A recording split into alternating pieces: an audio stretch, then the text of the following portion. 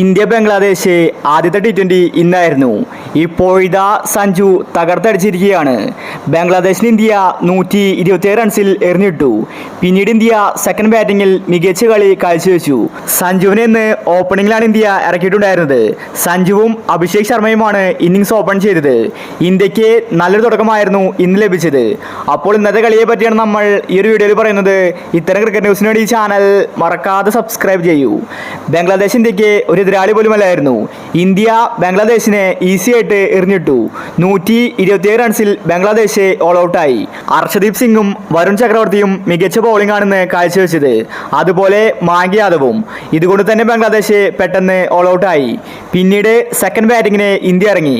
സഞ്ജു മികച്ച കളിയാണെന്ന് കാഴ്ചവെച്ചത്. അതുപോലെ അഭിഷേക് ശർമ്മയുമായിരുന്നു ഇന്നിംഗ്സ് ഓപ്പൺ ചെയ്തത്. പിന്നീട് അഭിഷേക് ശർമ്മ റൺഔട്ടിലൂടെ പുറത്തായി. എന്നാൽ ശേഷം വന്നത് സൂര്യയായിരുന്നു. സൂര്യ വന്നതും വെടിക്കെട്ട് ബാറ്റിംഗ് ആണ് കാഴ്ചവെച്ചത്. എന്നാൽ സൂര്യയ്ക്ക് അധികം ആയുസ്സുണ്ടായിരുന്നില്ല. 29 റൺസ് എടുത്ത് സൂര്യ ഔട്ടായി. ഇപ്പോൾ ഒടുവിൽ ഇന്ത്യയുടെ 2 വിക്കറ്റ് പോയിട്ടുണ്ട്. ഇന്ത്യക്ക് 70 റൺസ് ഉണ്ട്. ഇനി ഇന്ത്യക്ക് ജയിക്കാൻ 50 റൺസ് മാത്രമേ ആവശ്യമുള്ളൂ. ഇന്ത്യ ഷുവറായിട്ടും ജയിക്കുമെന്നത് ഉറപ്പാണ്.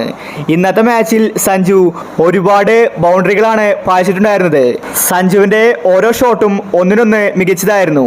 കഴിഞ്ഞ T20കളിൽ സഞ്ജു ഡെക്കിലാണ് പുറത്തായിട്ടുണ്ടായിരുന്നത്. അതിന് പ്രതികാരം സഞ്ജു ഇപ്പോൾ തീർത്തിരിക്കുകയാണ്. സഞ്ജുവിന്റെ ബാറ്റിംഗ് ശൈലി തന്നെ മാറിയിരിക്കുകയാണ്. വിക്കറ്റ് അനാവശ്യമായിട്ട് സഞ്ജു വലിച്ചെറിയുന്നില്ല. ബംഗ്ലാദേശിന് സഞ്ജു കണക്കിന് കൊടുത്തിരിക്കുകയാണ്. സഞ്ജുവിന്റെ തിരിച്ചറിവ് തന്നെയായിരുന്നു ഇന്നത്തെ ഇന്നിംഗ്സ്. സഞ്ജുവിന്റെ ബാറ്റിംഗ് കാണാൻ തന്നെ വളരെ മനോഹരമായിരുന്നു. ഇന്നത്തെ T20 ഇന്ത്യ ജയിക്കുമെന്നത് ഉറപ്പാണ്. ഇന്ത്യക്ക് ഇനി ഒരുപാട് വിക്കറ്റുകൾ കയ്യിലുണ്ട്. എന്തായാലും സഞ്ജു തകർത്തിരിക്കുകയാണ്.